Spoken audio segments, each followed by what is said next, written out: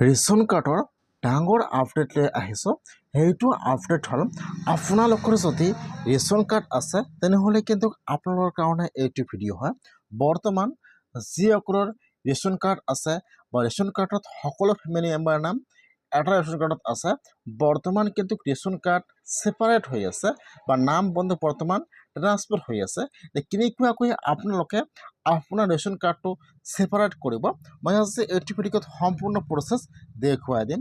আৰু যদি আপোনালোকৰ ৰেচন কাৰ্ড আছে আৰু আপোনালোকে নাজানে যে আপোনাৰ ফেমিলি মেম্বাৰৰ নাম কিমানজন ৰেচন কাৰ্ডত এড হৈ আছে, এতিয়া কেনেকুৱাকৈ আপোনালোকে ৰেচন কাৰ্ডৰ ফেমিলি মেম্বাৰৰ নাম চেক কৰিব আপোনালোকে আপোনাৰ নিজৰ মোবাইলৰ পৰা।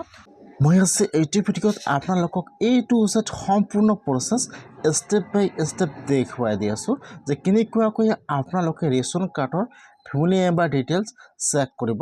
চাই লওক। এতিয়া আপোনালোকে ফাৰ্ষ্ট আপোনাৰ মোবাইলৰ প্লে ষ্ট'ৰ অ'পেন কৰিব। আপোনালোকে ইয়াত ৰেচন কাৰ্ড লিখি চাৰ্চ কৰি দিব। এতিয়া আপোনাৰ ওচৰত ইয়াত যিটো 1 নম্বৰত এপ আহি যাব মিৰা ৰেচন এপ, এতিয়া আপোনালোকে ফাৰ্ষ্ট এইটো এপ ডাউনলোড কৰি ইনষ্টল কৰিব লাগিব। সেইকাৰণে আপোনালোকে ফাৰ্ষ্ট এপটো ডাউনলোড কৰিব। মই কিন্তু আপোনাৰ সুবিধাৰ কাৰণে এপৰ লিংকটো মোৰ ডিছক্ৰিপশ্যনত দি দিছোঁ। আপোনালোকে ডাইৰেক্ট ক্লিক কৰি আপোনালোকে ফাৰ্ষ্ট এপটো ডাউনলোড কৰিব। তাৰপিছত আপোনালোকৰ ওচৰত এপটো অ'পেন হৈ যাব এনেকুৱাকৈ। এতিয়া আপোনালোকে ইয়াত এলত ক্লিক কৰিব। এতিয়া ইয়াত এপটো অ'পেন হৈ যাব এনেকুৱাকৈ। এতিয়া আপোনালোকে ইয়াত চাব তলত চাব দি আছে স্কিপ। এতিয়া আপোনালোকে স্কিপত ক্লিক কৰিব। আপোনালোকে ফাৰ্ষ্ট লেংগুৱেজটো ছিলেক্ট কৰি লৈ ল'ব। তাৰপিছত ইয়াত দুটা অপশ্যন আহি যাব। ইয়াত যিটো 1 নম্বৰত অপশ্যন দি আছে বেনিফিচিয়াৰী ইউজাৰ, এতিয়া ইয়াত চাব দি আছে ইণ্টাৰ ইউৰ আধাৰ কাৰ্ড নম্বৰ। এতিয়া আপোনালোকে ফাৰ্ষ্ট ইয়াৰ পৰা 1 নম্বৰ অপশ্যনটো ছিলেক্ট কৰি লৈ ল'ব। তাৰপিছত আপোনালোকে ইয়াত আপোনালোকৰ আধাৰ কাৰ্ড নম্বৰটো বহাই দিব আৰু তলত যি কেপচা আহি যাব, এতিয়া আপোনালোকে ইয়াত কেপচাটো যি কেপচা আহি যায় কেপচাটো আপোনালোকে সেইটো ঘৰত বহাই দিব। কেপচাটো বহাই দি এতিয়া আপোনালোকে অলপমান তলত আহি যাব। ইয়াত চাব দি আছে লগ ইন উইথ OTP। এতিয়া আপোনালোকে লগ ইন উইথ OTPত ক্লিক কৰিব। এতিয়া কিন্তু আপোনালোকৰ মোবাইলত OTP আহি যাব, আধাৰ OTP আহি যাব। এতিয়া আপোনালোকে ইয়াত আধাৰ কাৰ্ডৰ OTPটো বহাই দিব। যি OTP আহি যায় এতিয়া আপোনালোকে ইয়াত OTPটো বহাই দিব। OTPটো বহাই দি আপোনালোকে এতিয়া ভেৰিফাইড ক্লিক কৰিব। আপোনালোকে ইয়াত স্কিপত ক্লিক কৰিব। ইয়াত আপোনালোকে এলত টিক মাৰ্ক দি দিব।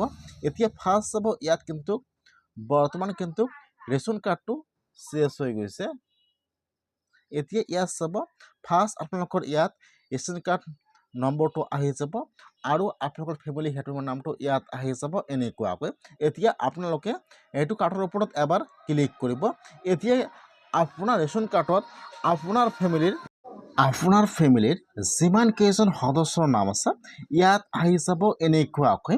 এতিয়া আপোনালোকে চেক কৰিব লাগিব ইয়াত যে আপোনাৰ ৰেচন কাৰ্ডত আপোনাৰ ফেমিলিৰ কিমানজনৰ নাম আছে ইয়াত আহি যাব এনেকুৱাকৈ। এতিয়া যদি আপোনালোকে আপোনাৰ ৰেচন কাৰ্ডটো ছেপাৰেট কৰিব বিচাৰে তেনেহ'লে কিন্তু বৰ্তমান ছেপাৰেটৰ কাম আৰম্ভ হৈ গৈছে।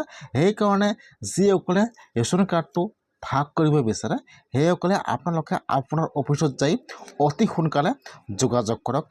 আজিৰ পৰা কিন্তু ৰেচন কাৰ্ড ছেপাৰেটৰ কাম আৰম্ভ হৈ গৈছে। এতিয়া কিন্তু যিসকলে ৰেচন কাৰ্ড পোৱা নাই এতিয়া কিন্তু আজি সেইসকলৰ কাৰণে ডাঙৰ আপডেট আহি গৈছে। এতিয়া কিন্তু অতি সোনকালে নতুনকৈ ৰেচন কাৰ্ড এপ্লিকেশ্যন আৰম্ভ হৈ যাব। সেইকাৰণে যদি আপোনাৰ ৰেচন কাৰ্ড নাই কেনেকুৱাকৈ আপোনালোকে ৰেচন কাৰ্ডৰ কাৰণে নতুনকৈ এপ্লিকেশ্যন কৰিব লাগিব, মই আপোনালোকক সেইটো প্ৰচেছ নেক্সট ভিডিঅ'ত দেখুৱাই দিম। আজিৰ ভিডিঅ' ইমানেই আছিল।